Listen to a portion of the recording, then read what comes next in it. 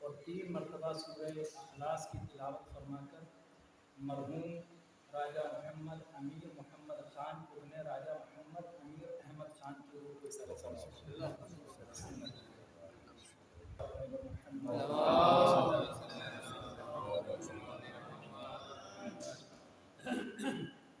معزز سامعین، آپ مرحوم و مغفور کی سال ثواب کی مجلس میں تشریف فرما، اور یقیناً جس مرحوم کی سال ثواب کی مجلس سے وہ محتاج تعارف نہیں ہے،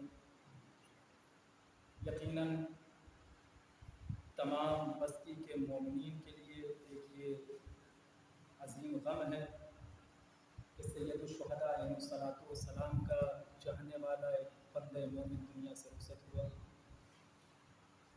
لیکن افسوس نہیں، کیونکہ کائنات کے لوگ کہ جو اہل بیت سے تعلق نہیں رکھتے ہیں، وہ جب دنیا سے رخصت ہوتے ہیں تو مر جاتے ہیں، اور جن کے دلوں میں مودت اہل بیت علیہ السلام ہے، ان کی زندگی مرنے کے بعد سے شروع ہوتی ہے، کیونکہ یہ جو زندگی ہماری ہے بظاہر اسے آپ دیکھ رہے ہیں، یہ ایک امتحان گاہ ہے، یہاں پر ہمیں اللہ نے آزمائش کے لیے بھیجا ہے، اور یقیناً مرحوم کی خدمات اور عزاداری کے سلسلے میں جو ان کی کاوش تھی وہ لائق تحسین ہے۔ جو ادب محمود آباد کی عزاداری میں مرحوم نے لوگوں کے لیے پیدا کیا ہے، یقیناً وہ لائق تحسین ہے۔ کوئی بندہ جلوس میں نالین پا پہن کر نہیں آ سکتا ہے، جلوس میں جلوس کے ساتھ چلنا، اور جب تعزیہ اپنے مقام تک پہنچتا ہے تو زوروں سے ماتم کرنا، یقیناً یہ عزاداری کا جذبہ ہے، اور اس کا صلہ نہ ہم بیان کر سکتے ہیں اور نہ آپ سن سکتے ہیں، کیونکہ ایک قطرے اشک کی قیمت صرف وہ جانتی ہیں کہ جو اس کی جزا دینے پر قادر ہے۔ شہزادی نے کہا نا کہ جو ہے آپ جب ہمارے لال کے لیے گریہ کرتے ہیں تو آپ کی یہ اشک جو ہے میرے حسین کے زخم کا مرہم بن جاتے ہیں، اور آپ سوچیں کہ مرحوم یقیناً ان کی 12 کلپ ویڈیوز پڑی ہوئی ہیں یوٹیوب پر، کس طریقے سے مرثیہ خوانی کیا کرتے تھے، اور آپ سنتے چلیں کہ یقیناً میں نے جو ایک قطرہ اشک کا بتایا، ایک حدیث میں وارد ہوا، معجزات آل محمد علیہ السلام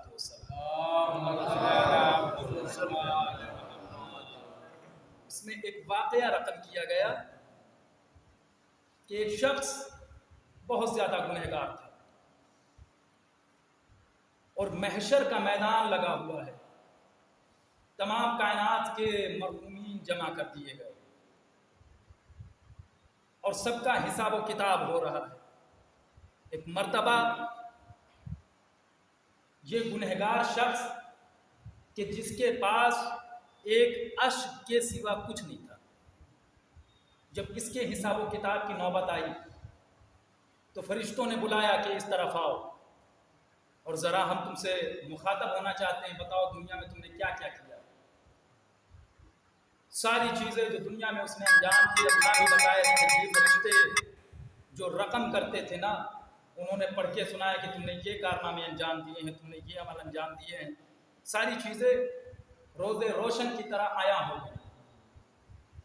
اب تمہیں جہنم میں جانے سے کوئی نہیں روک سکتا ہے، اب تم جہنم میں جلا دیے جاؤ، تمہیں صرف جہنم کی آگ اپنے اندر سما سکتی ہے، کیونکہ جنت والا کوئی تم نے کام نہیں انجام دیا ہے۔ اب روایت کہتی ہے کہ یہ شخص جہنم کی طرف لے جایا جانے لگا۔ ایک مرتبہ آواز غیبی آئی کہ اسے روکو، اسے ابھی جہنم میں داخل مت کرو، اس کی ایک امانت میرے پاس ہے۔ اللہ اکبر، اس کی ایک امانت میرے پاس ہے۔ ایک فرشتے کو خدا نے بھیجا، کہا کہ یہ امانت لے کر جاؤ اور اس شخص کے ہاتھ پر رکھ دو۔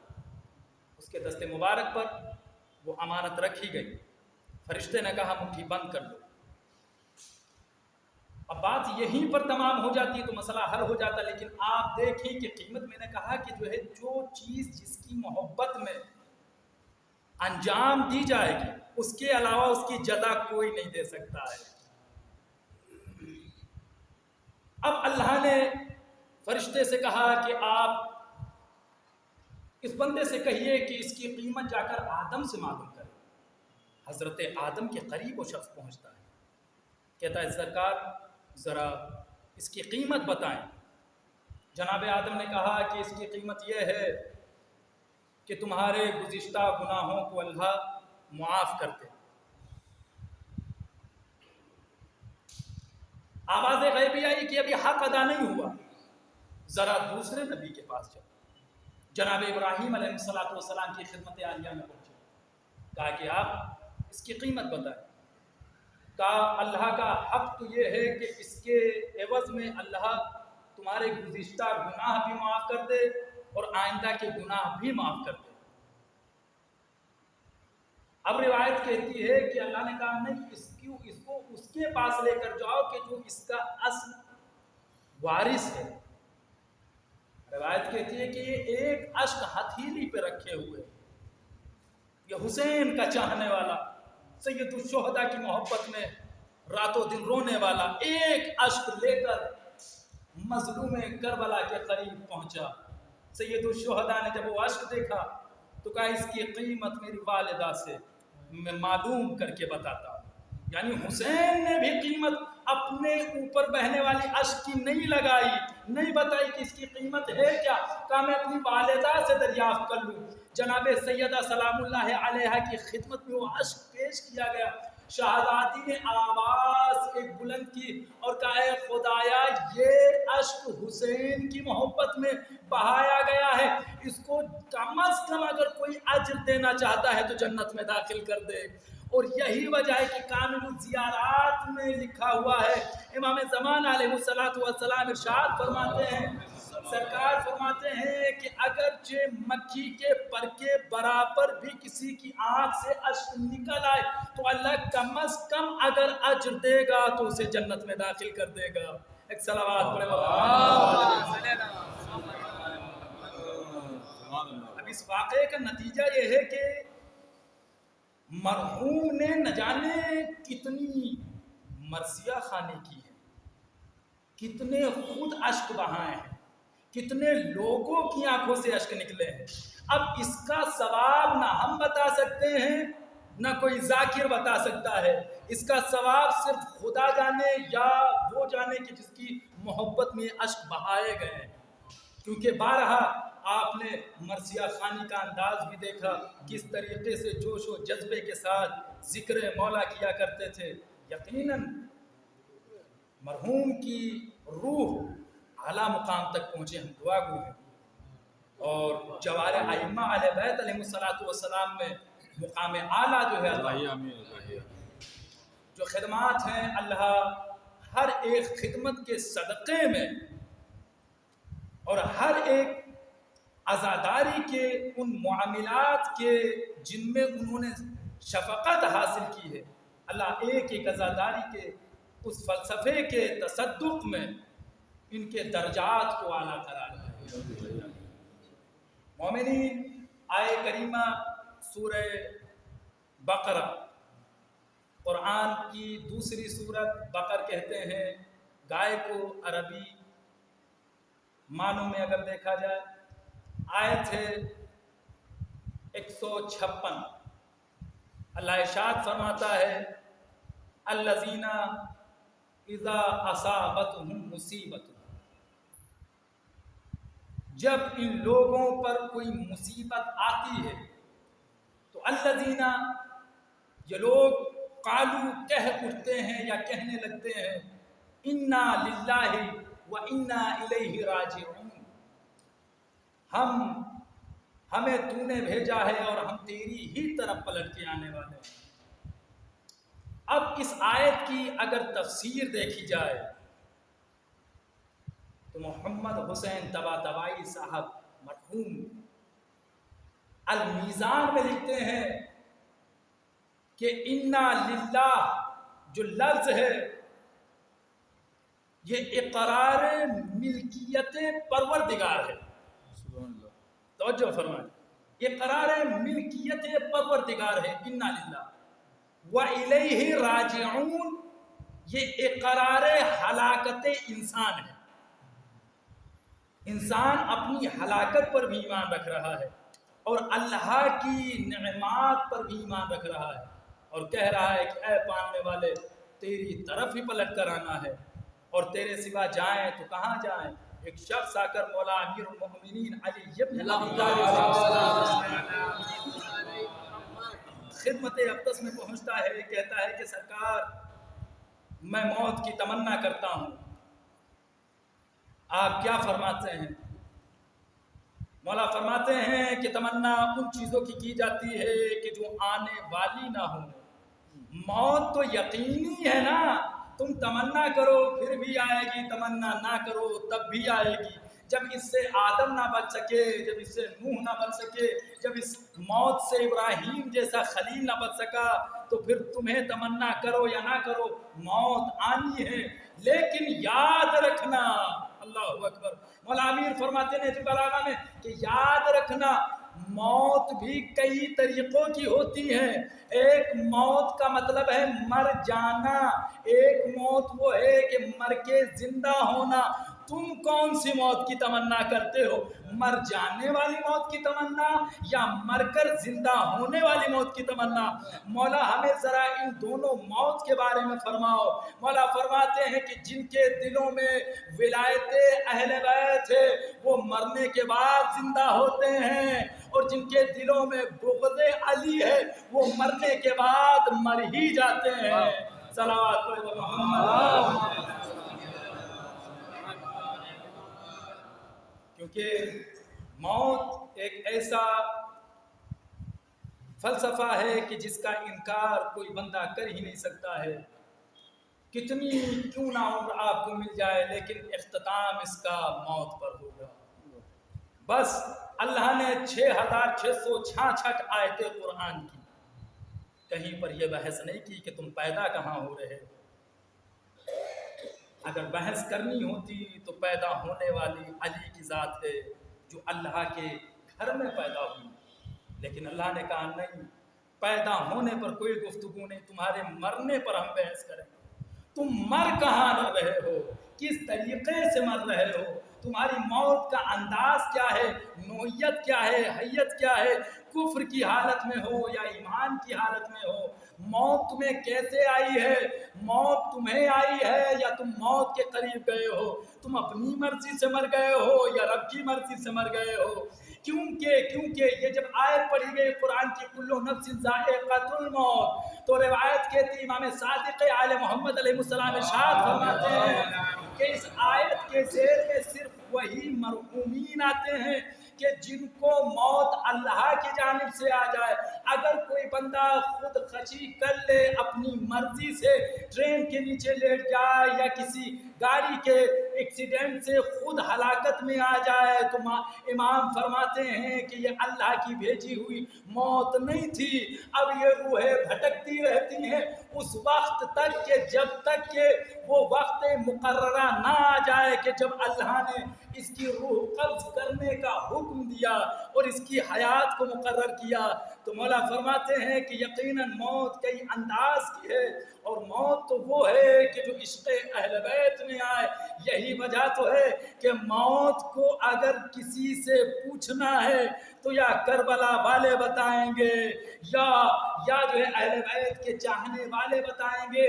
جب جناب مالک اشتر کو افطار میں زہر دیا گیا نا، تو وہ زہر ایسا تھا کہ اگر صاحب بصرہ، جتنے بھی مومنین بصرہ کے رہنے والے تھے، اگر ان کو پلا دیا جاتا تو سب مر جاتے۔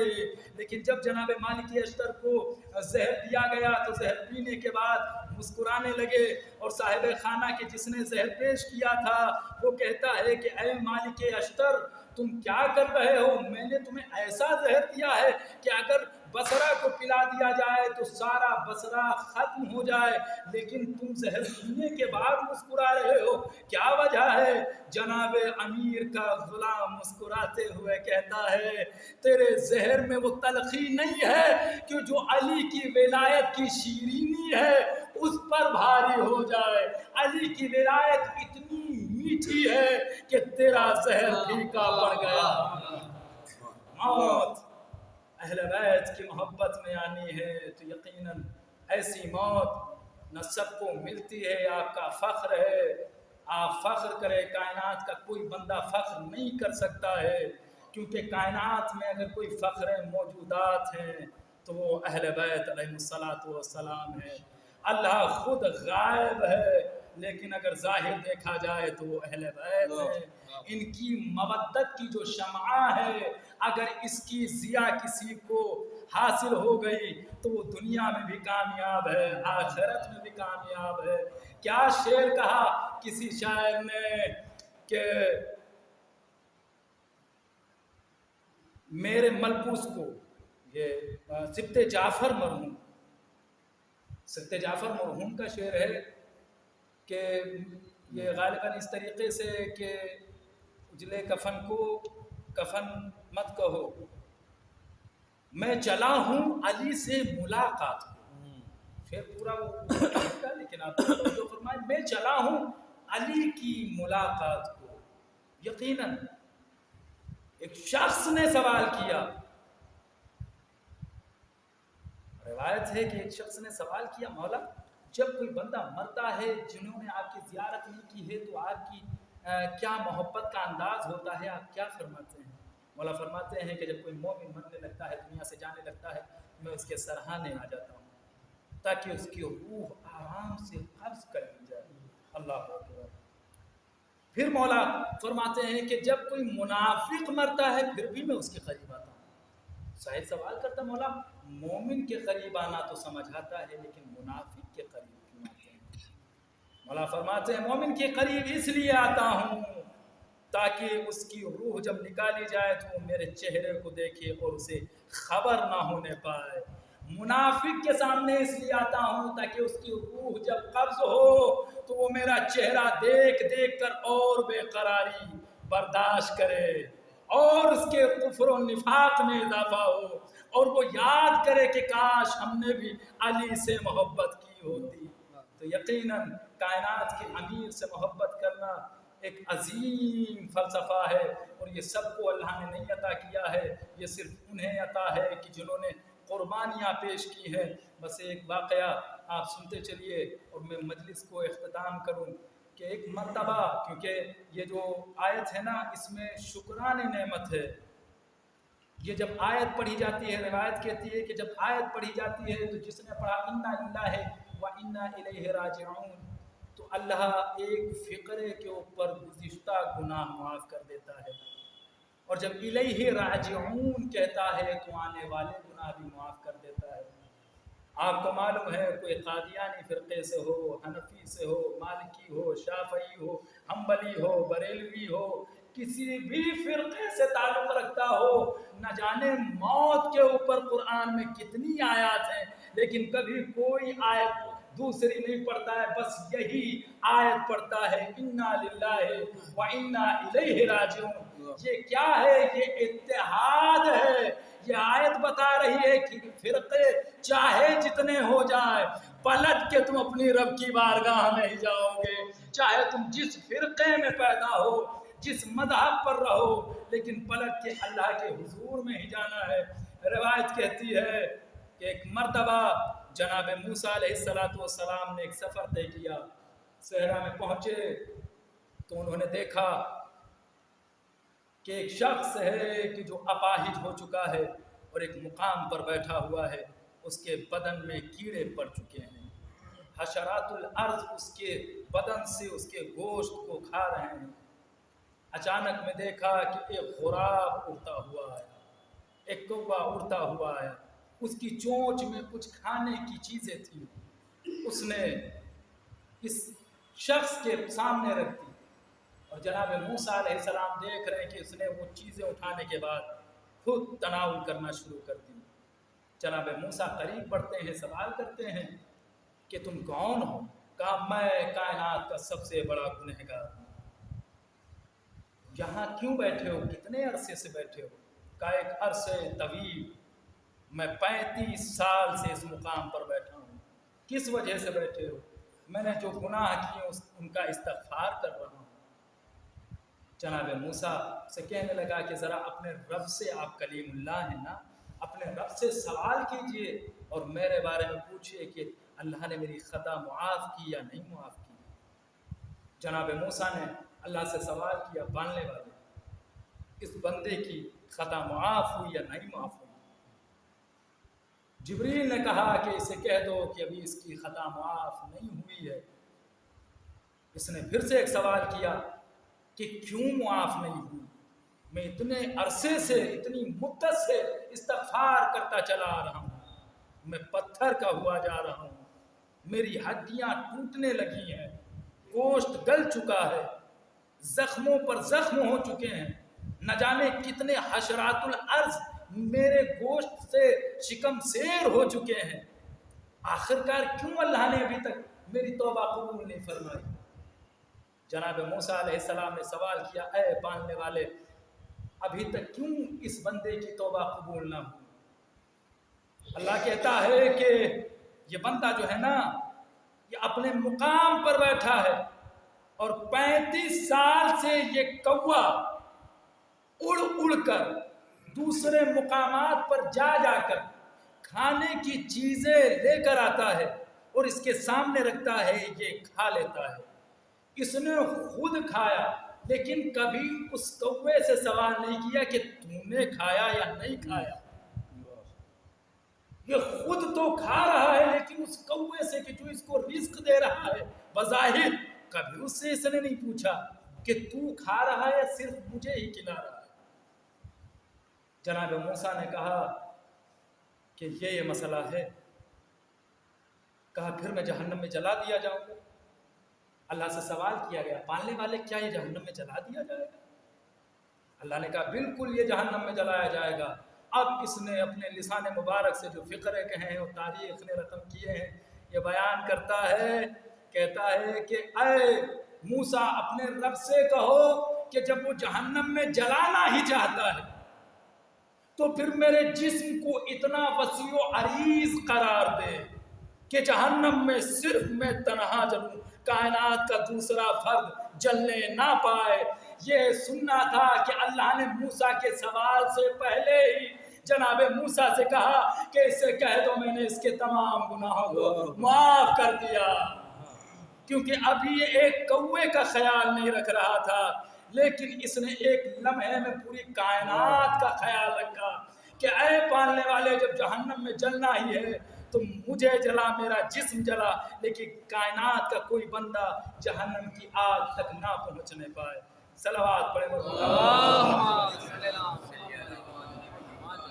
کیونکہ خیال رکھنا بھی بہت ہی ضروری ہے، اور یقیناً اسی لیے احادیث معصومین علیہ السلام میں ہے کہ پڑوسیوں کا بھی خیال رکھا جائے، اور یقیناً شکران نعمت بھی ہر بندے کے اندر ہونا چاہیے۔ اگر کوئی نعمت ملے پھر بھی کہے الحمدللہ، اور اگر کوئی آزمائش اچانک میں آ جائے تو کہے انا للہ و انا الیہ راجعون، کیونکہ یہ خالق اکبر کی طرف سے آزمائش گاہ ہے۔ یہ دنیا فانی ہے اور سب کی زندگیاں یہاں سے منتقل ہو کر رب کی بارگاہ میں جانے والی ہیں۔ یقیناً مرحوم نے بھی اپنی ساری زندگی ادائے حسینی کے لیے محنت و مشقت کی، اور کس قدر اور کس طریقے سے ادائے شبیری کا فرش قائم و دائم کیا۔ یقیناً جس فرش پر بیٹھے ہوئے ہیں اسے بھی انہوں نے ہی بچھایا۔ اللہ کروٹ کروٹ ثواب عطا کرے۔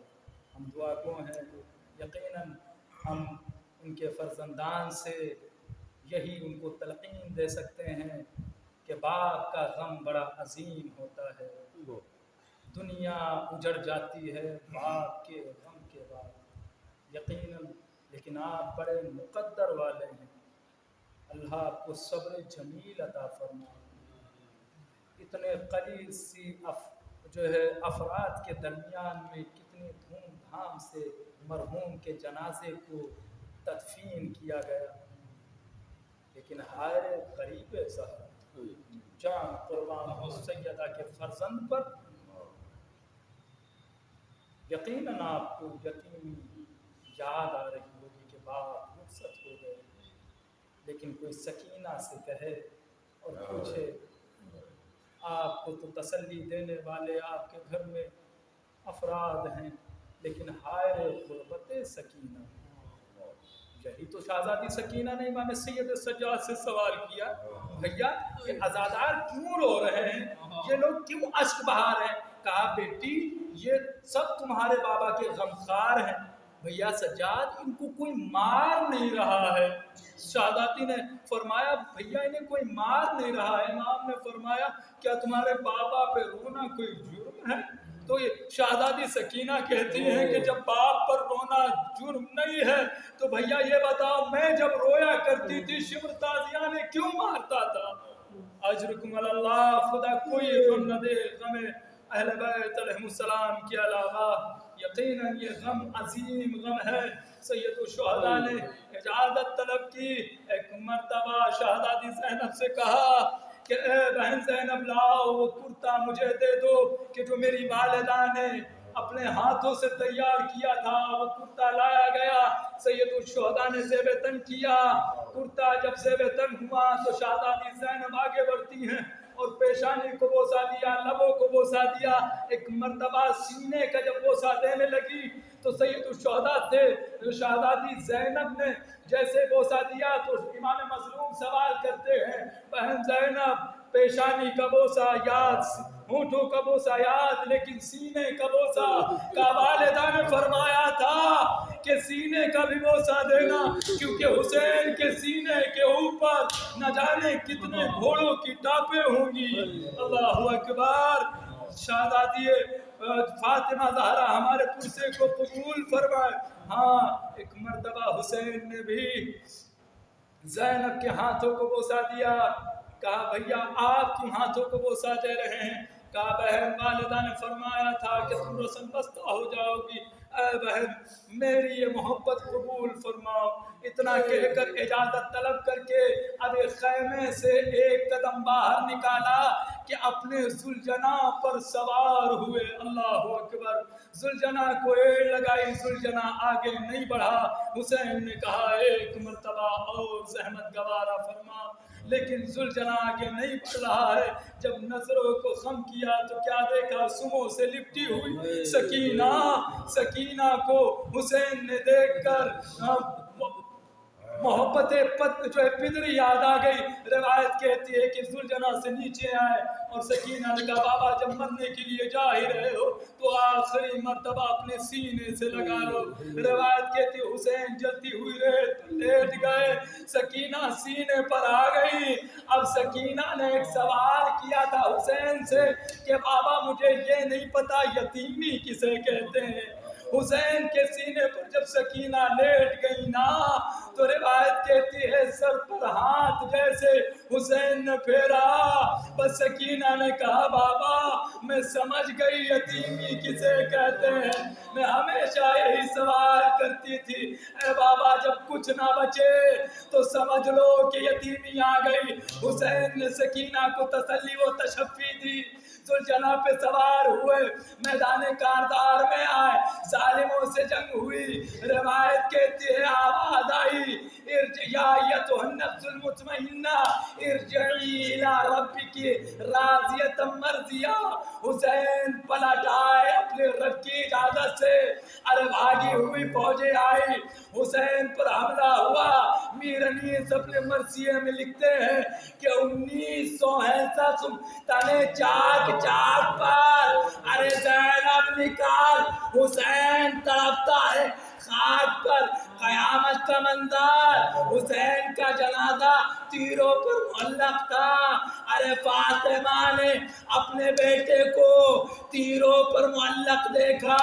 یہی تو سوال کیا تھا شہزادی زینب نے سیدہ سے کہ اماں آپ کہاں تھی جب میرے بھیا کے گلے پر خنجر چل رہا تھا. ارے فاطمہ نے کہا اے زینب تم 70 قدم کے فاصلے سے دیکھ رہی تھی. ارے میں نے اپنے بیٹے کو ذبح ہوتے ہوئے اپنی آغوش میں دیکھا. شمر آگے بڑھا کند خنجر کیا. حسین کے گلے پر 12 ضربیں لگی. روایت کہتی ہے ہر ضرب پر 3 ضربوں کے علاوہ ہر ضرب پر حسین نے بس ایک آواز بلند کی واہ عباسہ واہ عباسہ واہ عباسہ. فاطمہ تڑپتی رہی. آواز بلند ہوئی کہ اے شمر میں نے اپنے لال کو چکیاں پیس پیس کے پالا ہے. اے شمر میرا لال بڑی غربت میں پروان چڑھا ہے. الا لعنت اللہ قوم الظالمین سیارم الذین ظلمون ایام القلب ينقلبون رضم بقضائه وتسلیما لامری. خلاق کائنات اس قلیل سی عبادت کو شرف قبولیت عطا. رب کریم و عظیم جس مرحوم و مغفور کے ایصال ثواب کے لیے اس مجلس کا انعقاد کیا گیا ہے اس مرحوم کے تمام گناہ کبیرہ صغیرہ کی مغفرت فرما. مرحوم کے درجات کو بلند فرما. خلاق کائنات تمام مومنین کی حاجات قبول فرما. ہم سب کے اشکوں کو شہزادی کونین فرما عطا فرما. رب ذوالجلال والاکرام شیعت کا سر بلند فرما. کائنات میں جہاں جہاں بھی حوادث ہو رہے ہیں خلاق کائنات تمام مومنین کی جان و مال عزت و آبرو کی حفاظت. رب ذوالجلال والاکرام ہمارے امام کے ظہور میں تعجیل فرما. ان کی آبان و نثار میں شمار فرما. آمین رب العالمین. ایک مرتبہ اور مرحوم راجہ محمد امیر محمد خان راجہ محمد امیر احمد خان کی روح کو ایصال ثواب